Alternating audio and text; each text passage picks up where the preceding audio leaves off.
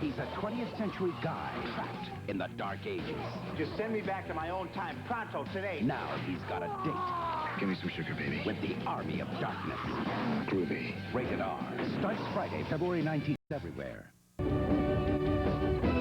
Body burns can be some of the most visually exciting stunts in the movies. But inside of every walking ball of flame is a highly trained professional working closely with a hand-picked team of stunt masters.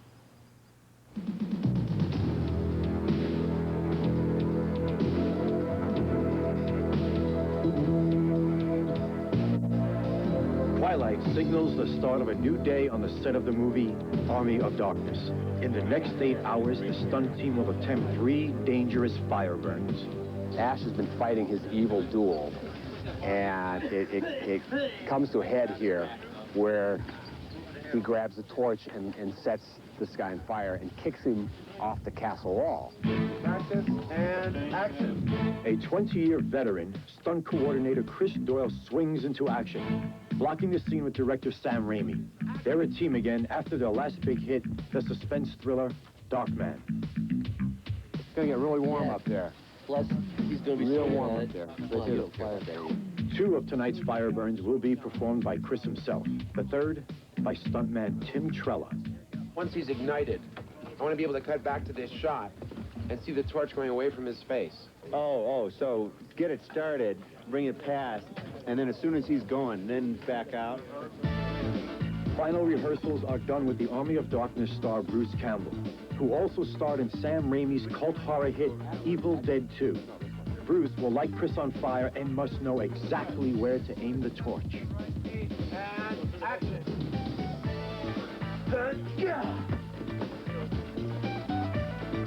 Cut. Finally, it's time for Chris to suit up. There will be literally nothing separating him from the flames except 3 pairs of fire-resistant long underwear soaked in a special gel and his costume.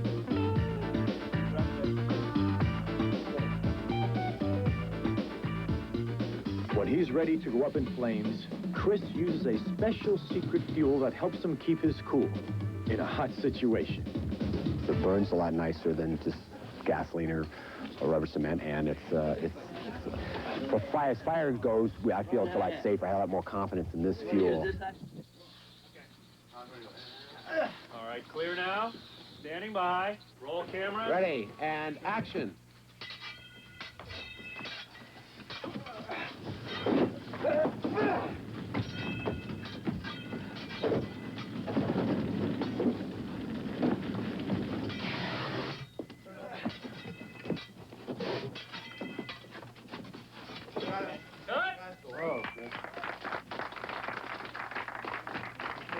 Great, Chris. Oh, man. Did you stay here long enough to do this? Yeah, you did. Excellent. The first burn went perfectly, but it was the easiest stunt.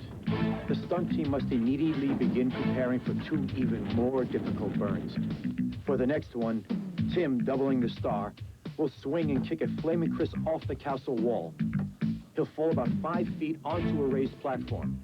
But the stunt safety team is concerned Chris may fall off the side of the platform.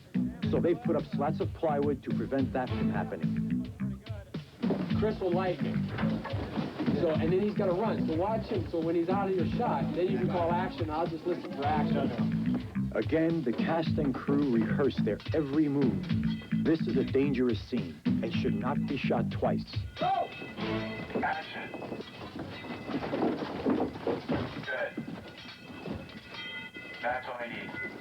Stand by. Line, please. Ready, sir. Stand by. And background. Roll camera. Action.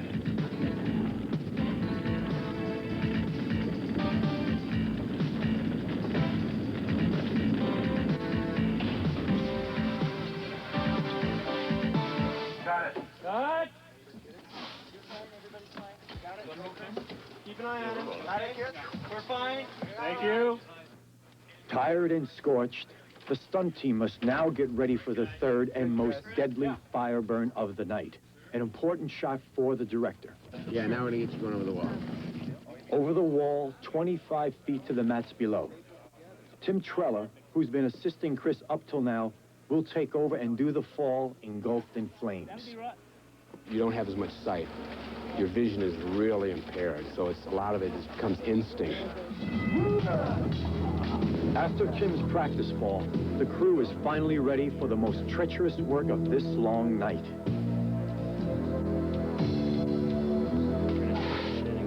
We go. And background. And action.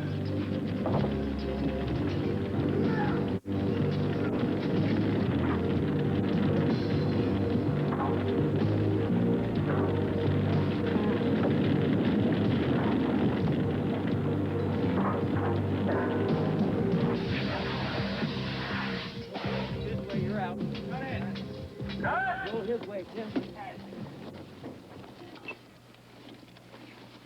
Talk to us. How are you, Chris? Okay, go ahead, rip it off. There's a beauty. Woo! Daddy! Go ahead. Yeah, that was a nice one. That pulled up real well in this picture.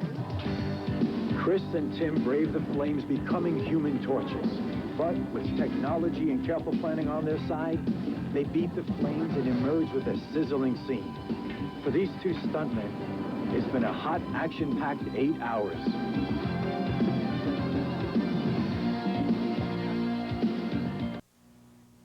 Director Sam Raimi, who created the memorable film Darkman a few years ago, is back with the 3rd installment of his Evil Dead series. It's a movie with a difference. Dennis Michael went behind the scenes.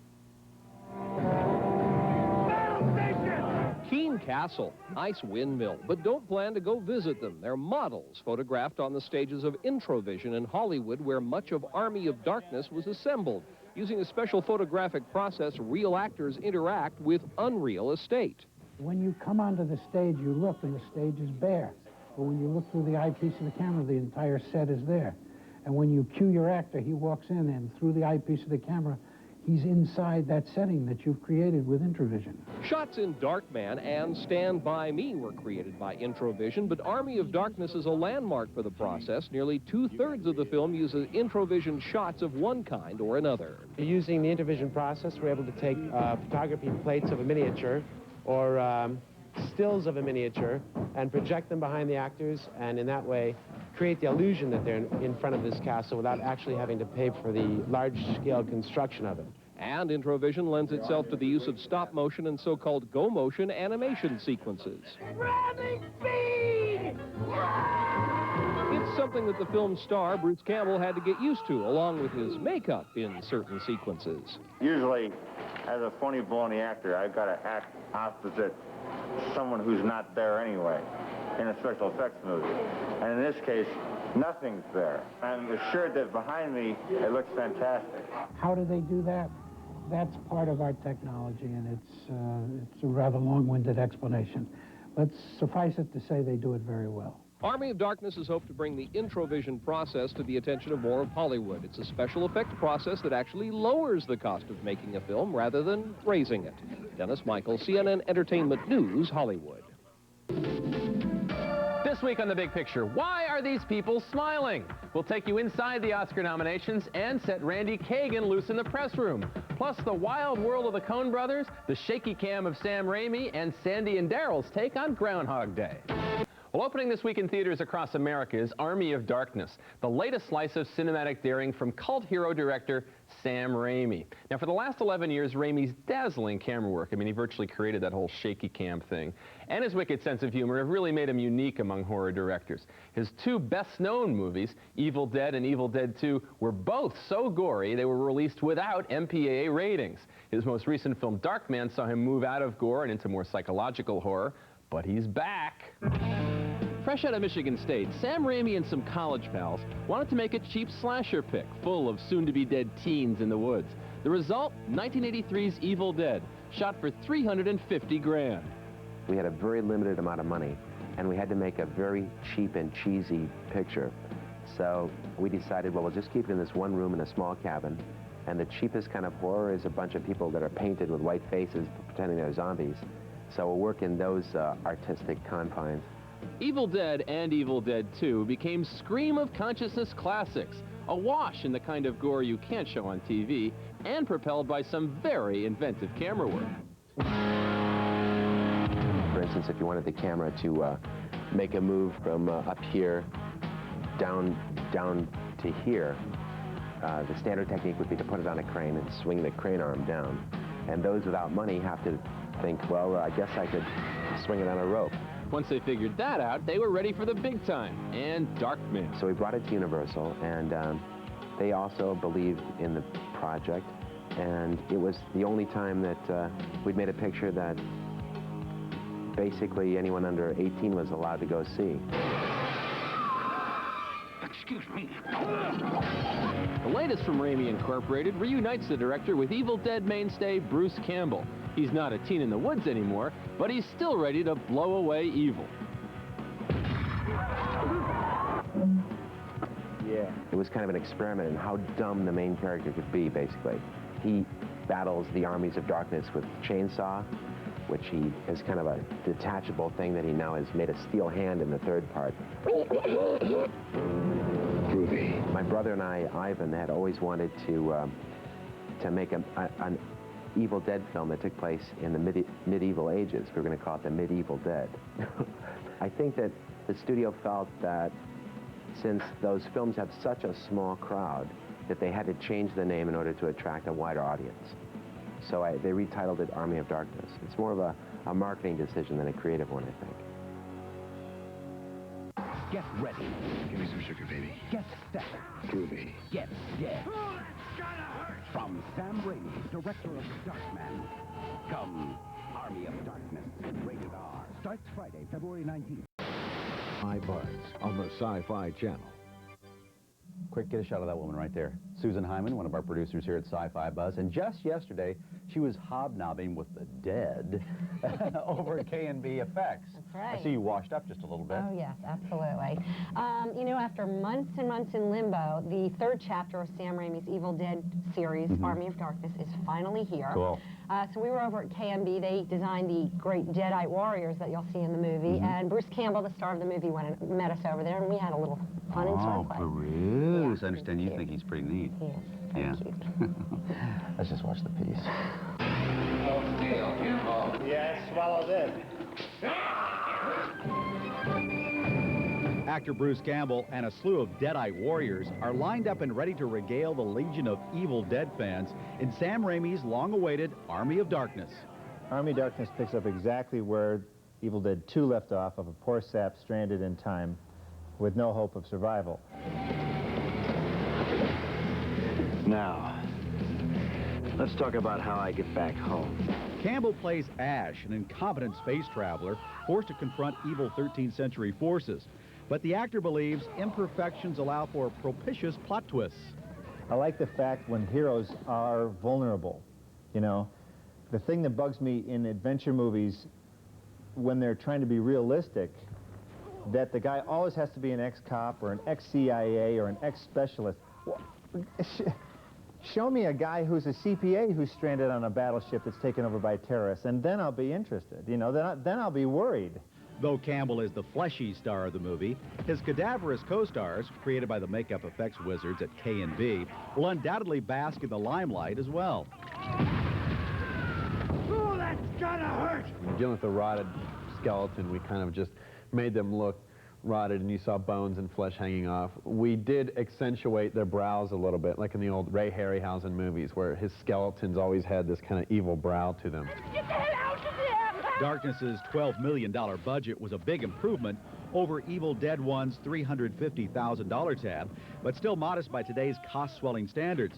Yet director Raimi managed to attract a top-notch cast and crew for the job. The main reason was it was a sword and sorcery film with skeletons that come to life and fight King Arthur and his men and knights in armor, and there's sword play and all that kind of stuff. And as kids, we all grew up on that kind of, you know, Sinbad and Jason the Argonauts type movies, and we all totally were into it. We're like, oh, great, we get to make armor and we get to have skeletons that sword fight, and this is going to be cool. After rounding up some of Hollywood's best and brightest effects people, Raimi concentrated on achieving an epic look on a non-epic budget. He'll mash everything into his frame, from the top, from the bottom, give me poles with flags on them. If there's a hole in the middle, he'll put a flag there. You know, it's all filling it in. So he just shovels in all these visuals, and it adds up for a big sensory input. Army of Darkness isn't splattered with the carnage and mayhem of its predecessors, but Campbell hopes audiences are no less affected by Sam Raimi's unsubtle blend of humor and horror. I was at a screening in New Orleans, and a guy, he'd go, ha, ha, ha, oh! And he'd get really tormented because he didn't know whether he should scream or laugh, and it was the weirdest thing watching this guy. He didn't know what to do, and I thought, that's good. We really tormented. Because Sam's theory, only he can really expound on this, but is you must punish the audience. So if you're up for an agonizingly satisfying time, Army of Darkness is ready to deliver. And in fact, our co-star today on Sci-Fi Buzz is from the guys over at K&B, right? That's right. Thank you for that. Yeah, he's great. Looks a little like Bruce Campbell, actually. More like you. Imagine the Hollywood pitch meeting for this one to sell the idea for the new movie Army of Darkness. Okay, picture this. He's a guy from the 20th century. He lands among the knights of the Dark Ages, but he fights with a chainsaw and he drives a 73 Oldsmobile. Well, they bought it. The challenging task now is of actually making it work.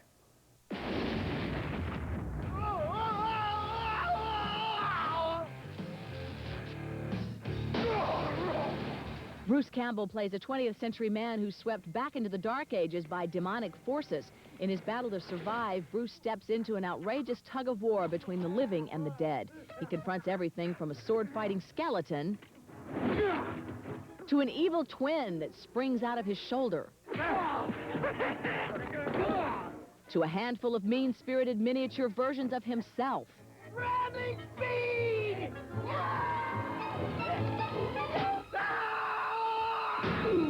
The special effects wizards at Alterian Studios in Irwindale, California, dreamed up many of the movie's creations, like the sword-fighting skeleton. They also created special latex prosthetics that allowed Campbell's face to stretch for this scene. Alterian's Tony Gardner says there's nothing like seeing the ideas come to life. When you see the finished film and you realize that you're fooling people and they're buying it and they're enjoying what you've done, it's real exciting. Gardner also gave the skeletons personalities by manipulating their faces. Campbell's two-headed effect was created from a sculpture, and in some scenes, those miniature menaces are really tiny puppets operated by hand. This one in particular gets impaled on a chair. Although the special effects meant extra work for Campbell, he says it was worth it. Ultimately, a film like this is tough while you're doing it, but after it's done, usually you can reap a lot of rewards. And Campbell hopes fans of special effects will also reap a lot of rewards from Army of Darkness. People who've made the weird creatures for Army of Darkness have also been called upon in the past to create very real-looking creatures. They made several lifelike make-believe buffalo for the movie Dances with Wolves. Army of Darkness got decidedly mixed reviews from audiences we spoke with in our exclusive movie track poll. The 12-gauge double-barreled Remington, S-Mart's top of the line. You can find this in the sporting goods department. Many moviegoers responded well to the campy combo of comedy and horror in the movie. Overall, Army of Darkness received above-average marks, and fans of the film described it using words like unusual, funny, different, and refreshing. Falling down! Falling down! My fair lady! But not everyone fell in love with this film. Some moviegoers we spoke with complained that it was heavy on action, light on story. Men seemed to give Army of Darkness higher marks than did women, and younger people liked it better than did the older set. In general, moviegoers agreed, if you're looking for something serious or profound, you're in the wrong theater. If you're in the mood for a goofy send-up of the horror genre, you might want to enlist in the army of fans for Army of Darkness. You found me beautiful once. Honey, you got real ugly. One moviegoer gave Army of Darkness a left-handed compliment, saying, quote, if you want to giggle, see it, because it's so bad. Arrogance. I shall see you dead.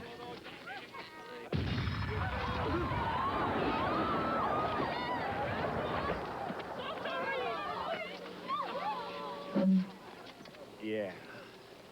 That's Bruce Campbell as a Kmart-style sales clerk, suddenly transported back to the Middle Ages through contact with that old movie Standby, The Book of the Dead.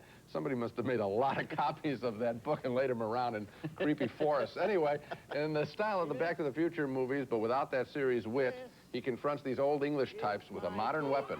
Wow, we haven't seen that before. The 12-gauge double-barreled Remington, S-Mart's top of the line. You can find this in the sporting goods department. The best moments in the movie involve a rip-off of Ray Harryhausen's stop-action animated skeletons from Jason and the Argonauts. See that instead of this picture. They're more compelling than any of the humans in this film. Only contact with the Book of the Dead can get our hero back to the 20th century, so we get a special effects game of picking book number 1, book number 2, or book number 3.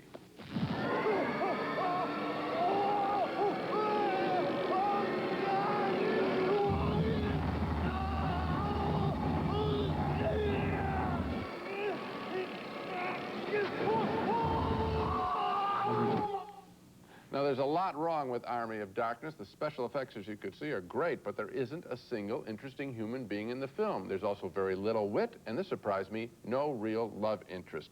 Army of Darkness was directed by Sam Raimi, who made the action hit Darkman a couple of years ago. In that film, we cared about Darkman. Here, every man is in the dark. Well, I'm not voting thumbs up on it, but I guess I liked it better than you. And one of the things I liked was the state-of-the-art special effects. Oh, I like that There's a lot of special effects in this movie, and they're very inventive. And I think what Raimi is trying to do in this film is kind of make a naked gun approach to horror movies and medieval warfare films. But the problem is, it's not that funny because most of the funny stuff in this movie was already seen in his movie from 1987, Evil Dead 2, which this one is allegedly kind of a sequel to. And I liked Evil Dead 2 so much more that I can't recommend But you know what I'm talking about. When he's standing among the troops, the old English troops there, they're meaningless to us. Yeah, they are. Bruce Campbell, he's pretty much of a stiff, I think. So really, you watch the special effects. No, Bruce Campbell, I think, does exactly what the role calls for. Oh, but he could have a little more personality. Maybe so. When we come back, Oscar surprises. We'll look at this year's Academy Award. When we come back, our video pick of the week, the funny offbeat horror spoof that inspired Army of Darkness.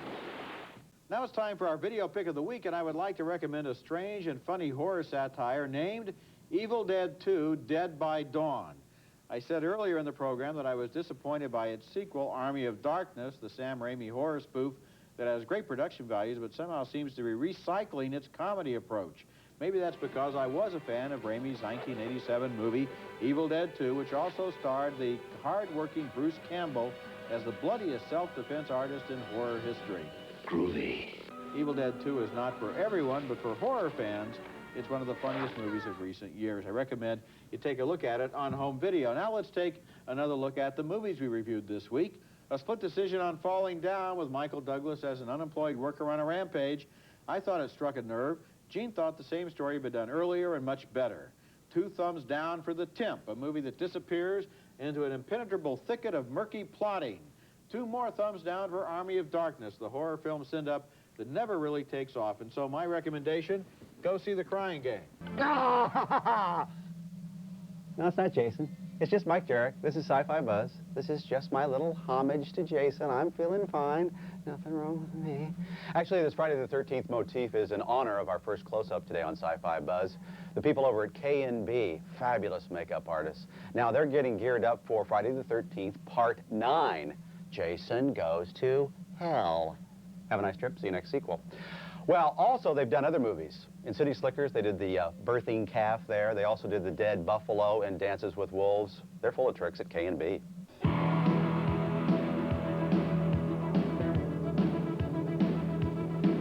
Hi, welcome to K&B. Come on in. Less than 5 years after banding together, the makeup effects wizards at K&B can boast of having contributed to classic scenes from films like Dances with Wolves, City Slickers, and Misery. Makeup effects deals with anytime you're dealing with cosmetic, when you're seeing skin or you're seeing hair, things like that, where you have a creature or you have someone that has a prosthetic makeup on, like in The Elephant Man. Stuff like that. That's makeup effects. You're dealing with dummy animals, dummy bodies, prosthetics, creatures, animatronic, mechanical creatures. Makeup effects artists are often the first ones brought onto a project once it goes into production. After all, their work will play a crucial role in the overall look of the film. I like this ear better than this one simply because of the fact that it kind of goes along the side of the head. There's like less hair. It looks more evil. So a lot of times when we go in and we talk to the director, we will storyboard sequences early on in the production, suggesting shots. This is the best way to shoot this. Then we take those storyboards and we show the art department. All right, we need this wall built, and it has to have a hole in so we can operate our puppet. We have to talk to the wardrobe people and say we need 5 different versions of this shirt, so when the creature rips out of it, we can do take 2. So it's a pretty monumental job, because it's not just, we're not just sitting here doing whatever we want. La la la la la. Oh, this is fun here. You know, we have to execute it all the way through. So it's a pretty big deal. Recent K&B projects include Army of Darkness, in which their Deadite warriors played a crucial role, and the upcoming Friday the 13th Part 9, Jason Goes to Hell. K&B partner Bob Kurtzman guarantees this version of the Jason tale is chock full of nasty, nifty effects. Things are different in this film. They aren't just cut a guy's head off. We actually had creatures. After you cut the head off, something comes out. It's not just the head laying there. Which brings us to an interesting point. What kind of person does it take to whip up these often grotesque creations? I think a common misconception in the world is that effects guys are all really sick. People go, oh my God, that was really gross. He like picked up that heart and he bit into it.